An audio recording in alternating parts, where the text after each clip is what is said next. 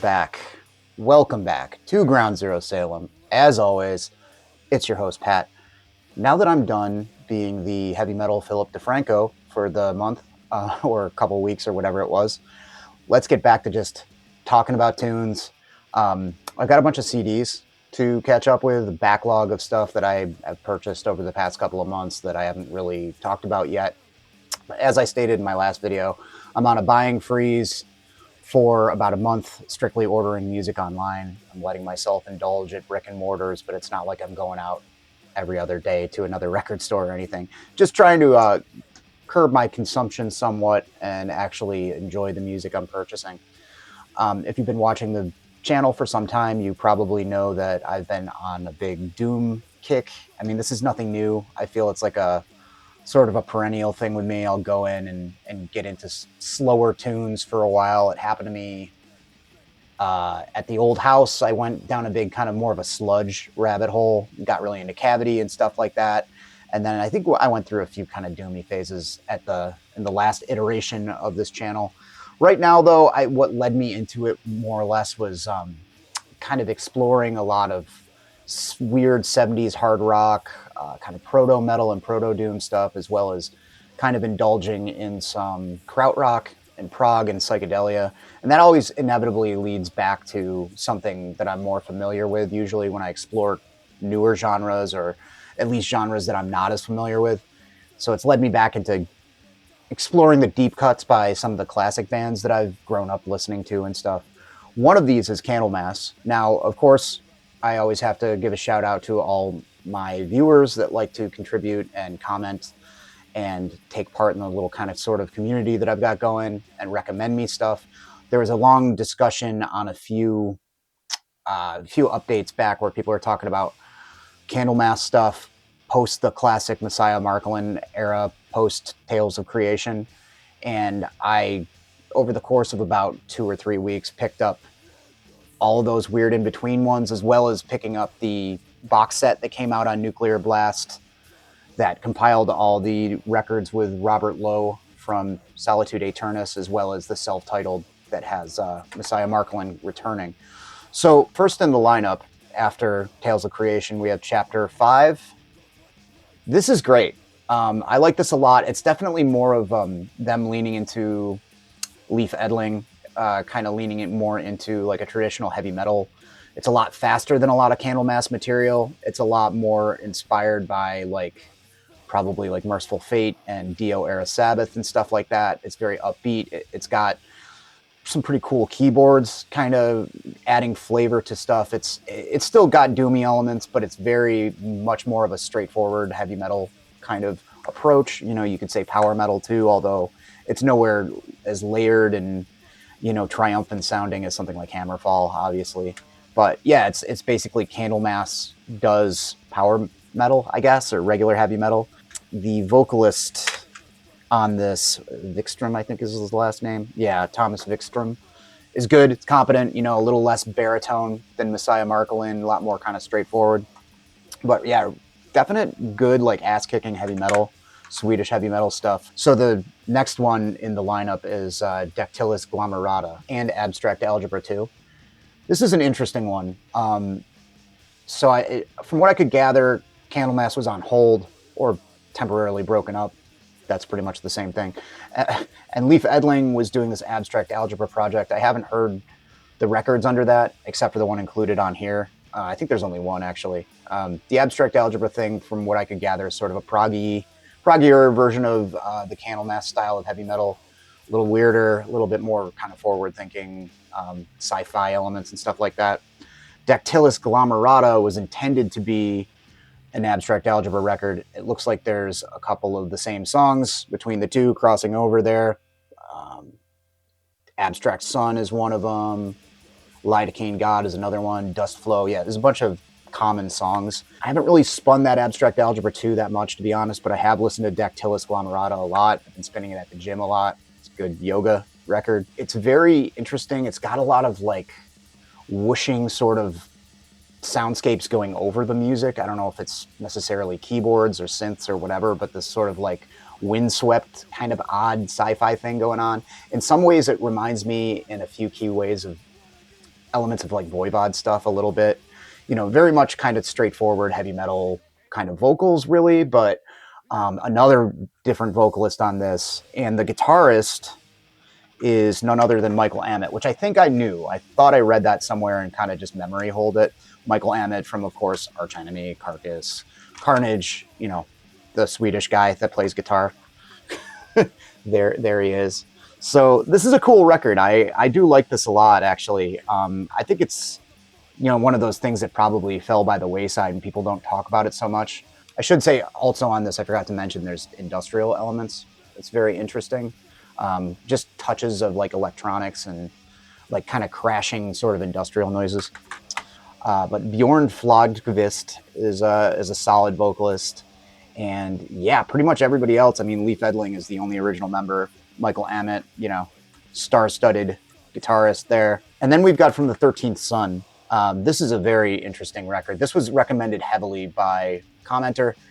I'll put a screen grab here. I don't have anybody's names committed to memory. Sorry. Who said that this was one of their favorite Candlemass records, possibly their actual favorite. I'm trying to remember exactly what they said. But big proponent of From the 13th Sun, saying it was the closest to Black Sabbath in sound. I'd say, yeah, it is. Like, I mean, all Candlemass has a pretty strong Black Sabbath influence, along with like a little bit more, I don't know, 80s or late 70s traditional heavy metal, new wave of British heavy metal influences. But there's more of that sort of woody kind of 70s groove on this, like a little bit more straight up, you know, kind of 70s doom, 70s hard rock, proto-doom, whatever you want to call it on this. Nice, thick, heavy production, thick sound. And there is a little bit retained from the previous record. There is a little bit of that sort of whooshy, weird, atmospheric overtone. I don't know if it's like keyboards necessarily or whatever they're doing with it, but it's adding another element to it. Maybe it's just guitar effects. I don't know. I'm not a musician. So yeah, great. This is definitely the most Sabbathy Candlemass record. Homeboy was correct. Thank you for contributing.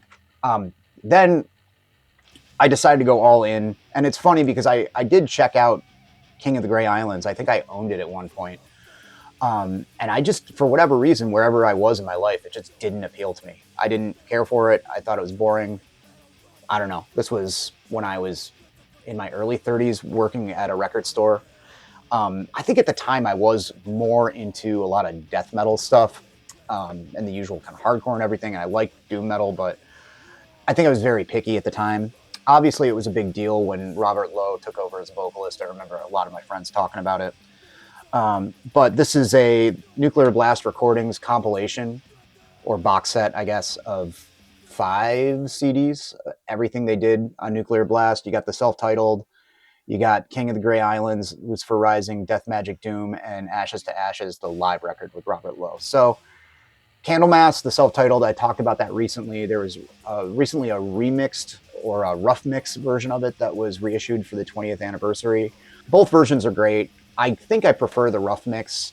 There is a little bit more like reverb and layering and stuff to the Candlemass self-titled, but whichever way you want to listen to it, it's a great record. It's kind of, you know, a return to form, as you can imagine. Marcolin's back on the mic. It's a little bit more upbeat, I think, than the classic records. Like there's a little bit more fist pumping, like straightforward heavy metal to it.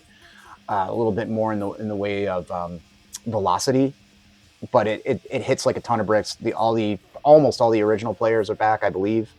So yeah, great stuff there. King of the Grey Islands is awesome. Robert Lowe sounds fantastic on it.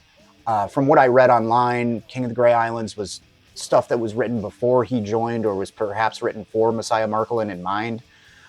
So, you can kind of hear that in the music. It's not his usual register, I don't think. I seem to remember him sounding a little bit higher pitched in the Solitude Aeternus stuff. And then you've got Lucifer Rising, which is an EP with live tracks tacked on as bonus, and Death Magic Doom. Both of those are written with Robert Lowe, as far as I know. And I think those are a little bit more, I don't know, I feel like they're trying to meet him halfway because they sound more like Solitude Aeternus. Not that there isn't a big bleed over between similarities between the two bands, obviously. The two most well-known names for epic doom. But I feel like there's just certain elements of it that remind me a lot of like Primo era, Into the Depths of Sorrow era Solitude Aeternus stuff. I could be wrong. I might be just trying to hear that because it's the vocalist. Obviously when this stuff was recorded, Robert Lowe was a bit more along in years. He had the classic period with Solitude Aeternus in the early to late 90s. And this is a little bit more baritone. It's a little bit lower, but still a fantastic vocal performance regardless. Just lots of emotion on it. And overall, I feel like all of this stuff from Candlemass is a little bit more, like I said, a little bit more upbeat. There's plenty of doom and gloom, but there's a lot more of like kind of galloping faster paces and stuff like that. So yeah, this has been a fun journey, catching up with Candlemass here. We'll see. I also had another one that was later after that. I think it was the return of the original vocalist, whose name is escaping me, from Epicus Doomicus Metallicus. I think it was Doorway to Doom. I think that's what it's called.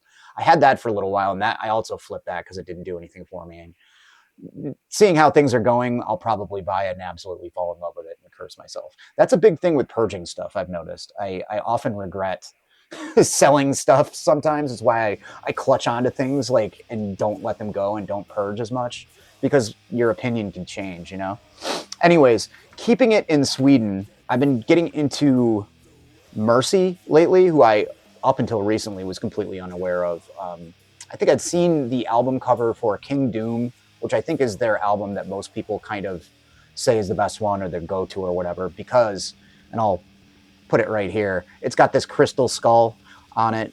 It's not a Dan Aykroyd vodka-themed record. It's just like a clear glass or crystal skull. And I noticed it because there was a hardcore band called Woodstock 99 that used the exact same artwork. And I was like, oh, that's interesting. That happens. Like the wintry cathedral that every single death metal band has used, the Mourning in the Winter Solstice by Mythic cover, that's also Citizen's Arrest, that's also, that one. Kind of one of the scenario like that. And that record's great. It's doom tinged, I'd say. Heavy metal stuff, like pretty high-pitched vocals, like hearing a pretty good, like Merciful Fate kind of, and King Diamond kind of influence on that one. It's great. I'd pull it off to show it off right now, but I didn't think to grab it. I got it, I think, right around the time I moved back. So I'm just kind of going down the line and like exploring other records of theirs. Victory March is very much in line with King Doom. It's great. I should mention before I go any further that Messiah Marcolin was a member of this band. So, I think he was in Mercy before Candlemass, so that might explain, similarities in sound and things like that. But this is good. This is like fist pumping heavy metal stuff. There's a few token doom songs on it that are a little bit more on the doomy side. I believe Black Death is one of them. If you're looking for like traditional doom kind of stuff with a little bit of the power metal edge, this is good. This will do you right. This, however, Underground, this I think is one of the last things they did anyway, and this is completely solo. This is Andrea Vilhaka. Sorry for butchering that, especially because this guy's no longer with us. Passed away in 2005. But this is just the guitarist playing everything on this. and it is more straight up doom. It's got way more of a somber, heavier. I think it's down-tuned more than their other records. If I'm sounding right, the sound's a lot more full. It's going way more in the direction of Trouble and Saint Vitus and stuff like that. It's excellent. It also has some bonus tracks from their very early stuff that does have Messiah Marcolin on it, so that's worth checking out for that alone. But this might be my favorite thing by them, or maybe just because I'm in the mood for like stonery kind of doom stuff more than anything else right now. But yeah, this is awesome. Mercy Underground, which originally came out, I don't know when. I think I think in the late 90s or early 2000s. You'll get a caption. Don't worry, I'll take care of you. You'll get a caption. Then we've got Brocas Helm, Helm's Deep demo anthology. My apologies for any inconsistencies in the angle or anything. My battery ran out while I was in the middle of babbling about Brocas Helm, so I'm going to start over. Brocas Helm, Helm's Deep. Say demos compilation. So this is one of those bands that I've listened to casually in the past, probably some years ago when I started to discover a lot of the heavy metal that was being unearthed and re-examined at the time, probably 10, 15 years ago. Obviously, stuff has shot up in popularity over the years. Like a few bands have had second careers, like Pagan Altar and Cirith Ungol. There was a renewed interest in like early heavy metal that might have been brushed to the wayside because of the rise of thrash metal and stuff like that. I feel like Brocas Helm are one of those bands. They're a U.S. heavy metal band. I don't know if they're considered U.S. power metal. Who cares? But kind of get mentioned in the same breath as, I always mispronounce it. I don't even know what the correct pronunciation is. The Slaughter Estrozas, that band, an Attacker and stuff of that nature. This is my first foray into like really sitting down and listening to a bunch of their songs in a row. It's a compilation of demos, and I can't help but note like how consistent all of it is. The demos go from 1983 to 1994, and they're all like pretty well produced. All the stuff from the 90s sounds very true to their original sound. They're not really messing around with like grunge or anything like that. It's all like pretty solid heavy metal stuff. They're a San Francisco band, and yeah, there's not much else to say other than that. It's just very good, straightforward heavy metal stuff. Some kind of, mid-range kind of vocals, not too high-pitched and shrieky, some kind of triumphant tempos and stuff like that, and galloping and everything. Cool band. Then let's change gears a little bit, veer out of this heavy metal and doom metal for just a moment, and talk about some Boston hardcore, some BHC. Tactically placed finger there.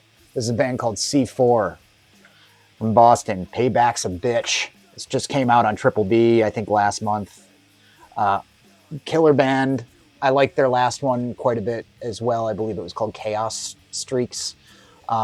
It's very much like fast, angry, hardcore stuff. The first album's very kind of crossover-y in that it kind of reminds me of like NYC Mayhem and Straight Ahead, a little bit of SOD in there. This kind of carries along in a similar fashion. If you're familiar with that sort of stuff, it's like very short blasts of really fast parts and a lot of like chunky mosh parts in between. I'd say where they've kind of thickened things up on this is like the vocals are a lot more mean sounding, like approaching some kind of Clevo hardcore, like Dwid kind of thing, maybe a little bit. Really amped it up with the aggression on this, like very hateful, spiteful hardcore stuff. Great mosh parts, just metallic enough to like get your ass beat on the dance floor. It's awesome. It's really, really good, quick and to the point, as you can imagine. It's like 13 songs in 20 minutes, something like that.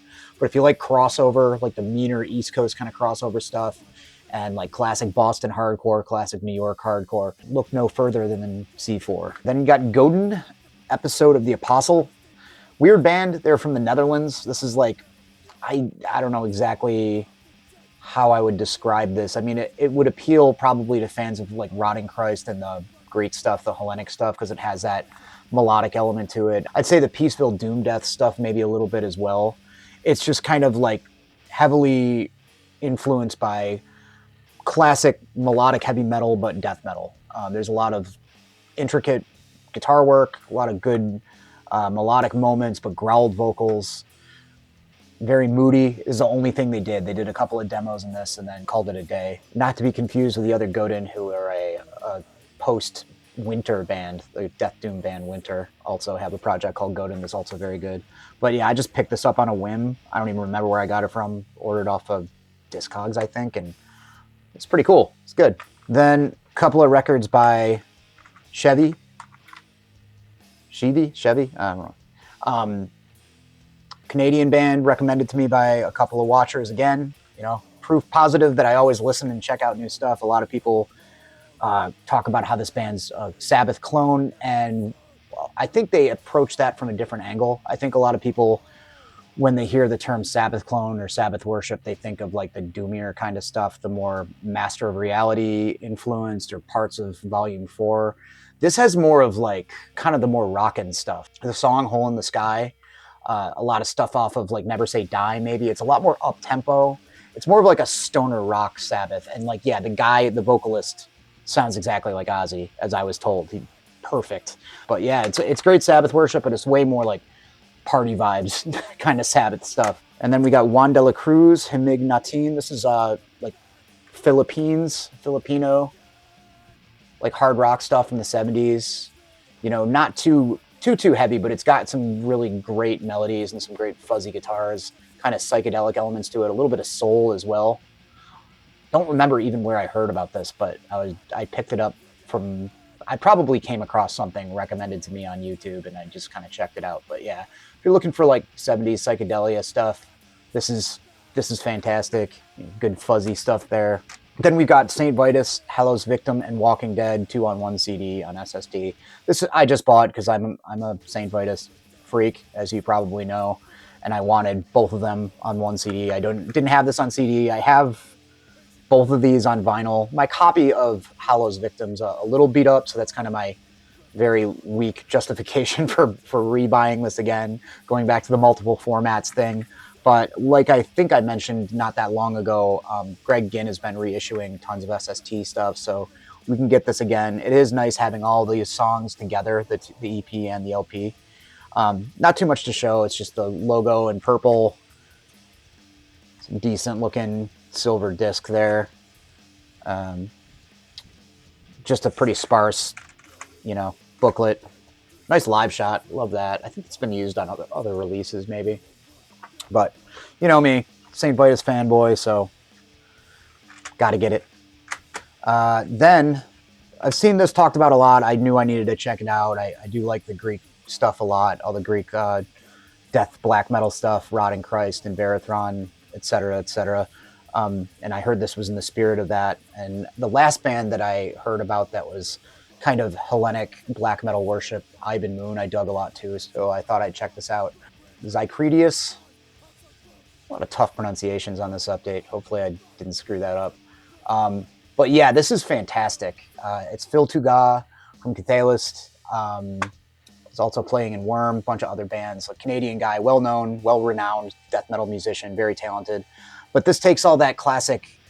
I know Sakis Tolis described Hellenic black metal as having a lot of soul to it and a lot more melody, which is true, I mean, compared to the Norwegian stuff for sure. But it has that kind of dark melodicism that a lot of the Greek black metal has, and particularly the way it uses bass, especially Necromantia, like that. Well, they have two bass players, but the sort of bass going off on its own journey and playing these sort of melodic riffs and doing something different than the guitars. There's a lot of that on this, to the point where sometimes, especially with the effect that's on the bass guitar, it goes into almost what feels almost sort of like post-punk territory to me, just riff-wise, which is really, really cool. I mean, this is flawlessly written, incredibly catchy stuff. Really, really well done. I can see why a lot of people have been propping it up, talk about how great it is. Le Grand Heresy by Zeicrydeus. And then a little local stuff. C4 is local too. This is not like C4. This is a local Salem darkwave band called Proles that I saw not long after I moved here. I know a couple people in the band, really awesome people. Also, they share a member with Z28, Jason, the in this. He plays guitar. I think he plays bass, Z28, I want to say. Whereas Z28 is Boogie Doom, as I said.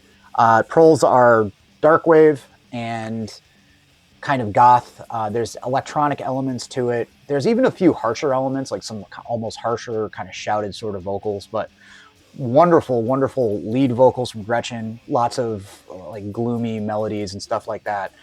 I saw Gretchen also play in a cover band that does nothing but Susie and the Banshees stuff, Gretchen and the Banshees.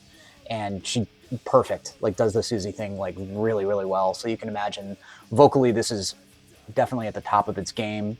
I'm always a little murky on like what darkwave is considered. You know, I think I know what goth is. I've been listening to it for a long time, but these sort of labels and genre names and stuff always kind of shift around. I think to be darkwave, there has to be some sort of electronic element to it, some keyboards and synths, which this has, but it's got a lot of classic like death rock and goth elements too, which I enjoy quite a bit. So I'll leave a link, like I do for everything. Every single release that I talk about at least has a YouTube link if I can't find a Bandcamp link. But if you're interested in some cool gothy stuff with some electronic elements, I'll put this up there. It's cool. It's a good CD. One band that I've been going kind of back in on lately, early one for me when I was getting into the sort of rise of old school style death metal again in the late 2000s, was Hooded Menace. And I've liked most of their releases throughout the years. I thought I'd check out their new one, Lachrymose Monuments of Obscuration. It's a mouthful. I picked this up. I heard good things about it. It's great. I think it's, is it a Duran Duran cover? I'm going to look that up. Wait until the morning after. That song? Oh, yeah, Save a Prayer. Yeah, so they cover Save a Prayer by Duran Duran on this, which I think it was contentious for some people. Like, I don't think some people really didn't like it. I thought it was awesome.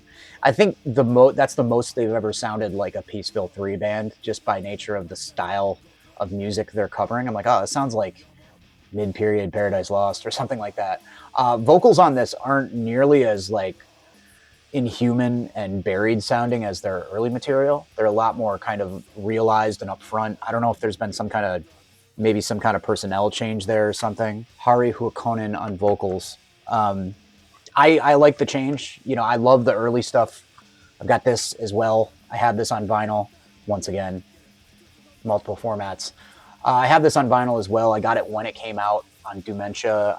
One of the first things during that time that I ordered that was like an import, and it took forever. Fulfill the Curse, the debut release there. I love this a lot. I think it's a classic. I think the quality of the riffs carry it through. I think there's a strong, of course, Finnish death metal, the really gloomy, doomy Finnish death metal classic stuff running through this, but there's also, strong like Candlemass and early Cathedral thing going on with the riff structure. So the vocals on this are super buried and inhuman, and that's great. But I think it's cool that they evolved up to this point. This came out a long time ago now. I think 2008 or 9 or 10, something like that. 2008, yeah. So it's interesting to see. Now it's one of those situations where I want to go through their entire catalog. I don't have all of it, but I have most of their stuff in between, and it's all pretty good. I just want to see if it's the same vocalist. Leper of Berzana. Okay, so doesn't say. It's a pseudonym. Whatever. Hooded Menace rules. Happy to catch up with them. Another thing that I've been kind of going on another wormhole about is the Maryland Doom stuff. Of course, like, I loved The Obsessed for a long time. You start checking out all the other wino bands, Spirit Caravan, and all the like their Hidden Hand and all that stuff. And then there's people that played on those records that were in other bands, and you just go on from there. I've also been kind of fascinated with Hellhound Records, being a German label that put out mostly American bands, most of them from Maryland, except for the Blood Farmers, who were from Brooklyn, weirdly enough. And then there was like the Count Raven stuff that came out. And I don't know if there's any other European stuff on that label. Odd label, really cool discography. A lot of stuff double released, like Internal Void had records that came out over there on Hellhound and domestically on like Relapse. There's a lot of that kind of stuff going on. But I've been just kind of combing through the discography and picking up what I can afford, what I don't feel like spending $1 million on, which is how I came across this Unorthodox. There's a good chance that they share members with some other well-known bands. It's pretty incestuous down there, band-wise. I'm not trying to make a, Southern crack here. But anyways, this is a weird one. It's very emblematic of the 90s. Like, look at this cover art there, Unorthodox. It looks like a rave record or something. And it also, it does have those kind of doomy, Maryland doomy elements. What I like about the Maryland Doom sound too is that it's not just borrowing from Black Sabbath and slowing it down. You can hear some Southern rock influences in there, maybe especially with the Obsessed, like in their early stuff, like a little bit of like proto-punk, like Stooges and MC5 and that sort of thing. It's not like a one-trick pony, you know what I mean? The interesting thing with Unorthodox, this record's weird. Like the first couple of songs are very like influenced by grunge or influenced by Alice in Chains or something like that. It just has that sort of weird kind of grungy sheen to it that a lot of stuff, heavier stuff that was blowing up on MTV had at the time, Soundgarden and Alice in Chains, more so than, Pearl Jam or something like that, while still retaining the kind of doomy element. Kind of interesting that way, but this is a solid record, yeah, there's a lot more to come with me talking about the Maryland Doom stuff, because it's been kind of fascinating me lately. So to be continued there. Who knows? Maybe I'll just do an entire video at some point talking about it. Then I've been really, digging in on the Peaceville stuff lately, the early Peaceville doomy stuff. That's well documented at this point. I saw this and it kind of grabbed my eye because it looked like it was from a good era and covered most of the stuff that I wanted to hear from My Dying Bride. And I was hoping the sound would be decent, and it is. It's a live My Dying Bride record for Darkest Eyes. Very, very good sounding. Like it's like a best of, basically. High energy, though. It's not sterile sounding or anything, but it covers most of the material up to Angel in the Dark River, which is awesome. So if you're a fan of primo era My Dying Bride from jump to that record, this is perfect for you. It's also got promotional videos and a bonus DVD, a live DVD that I've yet to watch. I don't know why I have so much trouble, because I buy and collect concert VHS and DVDs that I watch, but it seems like when they come in a jewel case with something else, I never get around to popping them in. There's just something psychological about that there's some sort of deterrent. I don't know why. But yeah, live from Krakow, Poland, March 1st, 1996. Then going back to kind of the more traditional heavy metal stuff, this is new wave of British heavy metal stuff. This is the third Cloven Hoof record, live Fighting Back. Kind of notoriously not actually live in the studio. It's pretty apparent from what I could hear in the recording. I like the first Cloven Hoof record a lot. This is kind of a little bit more like polished commercial heavy metal stuff. It's not quite glam. There's some butt kickery going on behind the scenes there. It's relatively upbeat, but it's also very, very slick and a lot more commercial than like their first album. I haven't heard the second one. I know they reissued up to this one recently. It's nice. It's nice, like slip cover. Comes with a poster. It's not a bad record, but for me, it's a little bit on the light side. It's cool. Fold out there. That's neat, like that. But yeah, it's good, upbeat, melodic, new wave of British heavy metal stuff. I feel like at this point, maybe they're starting to get influenced by the American sound a little bit. This was like more towards the mid 80s, I want to say. I also picked up the new Christian Mistress. Haven't heard anything about Christian Mistress in a while. I loved the debut EP. I'm trying to remember what it's called now. Agony and Opium or something like that, I think. But I listened to that ad nauseum, like tons when it came out. It's just so high energy. The vocalist she's just killing it. Like great pipes. And I listened to the other two albums that they did. They got signed to Relapse. And they were good, but it was just kind of missing something. And I keep hoping every time a subsequent release comes out that they'll match the fury of that first EP. I think that came out on 20 Bucks Spin, if I'm not mistaken. This came out on Cruz del Sur, 2025. I do like it, but it's still, I don't know. Sometimes you can't capture lightning in a bottle like that. It is solid. straightforward heavy metal stuff, female vocalist, kind of grim, kind of dark, kind of tones to it. It's solid. I just wish it had the energy of the first one. I do enjoy it, and I like it, I think, pretty much more than anything other than that debut. It is pretty good, but yeah, it's just not the same as the first one to me. Then finally, going back to the Maryland thing for a little bit, one band that I wanted to revisit, it was a situation where I heard a newer Iron Man record, the latest one, South of the Earth, I believe it's called. I heard that record, which came out in 2013. Came out on Rise Above, and I thought that was quite good. And I was like, man, I used to have one of their CDs a long time ago, but didn't really like it, and I flipped it. And so I went ahead and rebought it, as well as their second album. So we got Black Knight and then The Passage.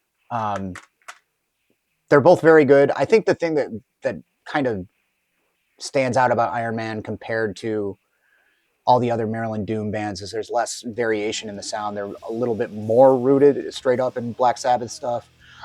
Very grimy, like almost sort of like lo-fi guitar tone, which I really appreciate. Down-tuned, super good. Not thoroughly like dragging your knuckles very slowly kind of Doom either. There's like a fair amount of like up-tempo and even some Dio era Sabbath kind of inspired stuff. But they seem a lot more like pure heavy metal influenced and less like, Southern rock and whatever else the Maryland Doom people are listening to. Black Oak, Arkansas, maybe, I don't know. They're a little bit more like straight up traditionalists in that sense. And I do like Black Knight. Okay, this is the one that I got rid of. It's not bad, but I can remember why now. And the vocalist is doing his best. There's moments where it's like pretty decent. Sound-wise, it's okay. But it is a little off, like melody-wise.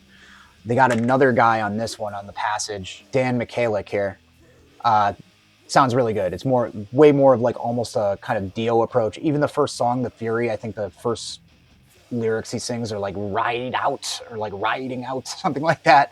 So you've got certainly a Dio-inspired sort of thing going on. It's one of those situations where I feel like the latest thing they did, which is over 10 years ago now, might be the best thing they recorded. The South of the Earth album that came out on Rise Above is really, really excellent. And then they had one from like 2004, Generation Void, I believe it's called.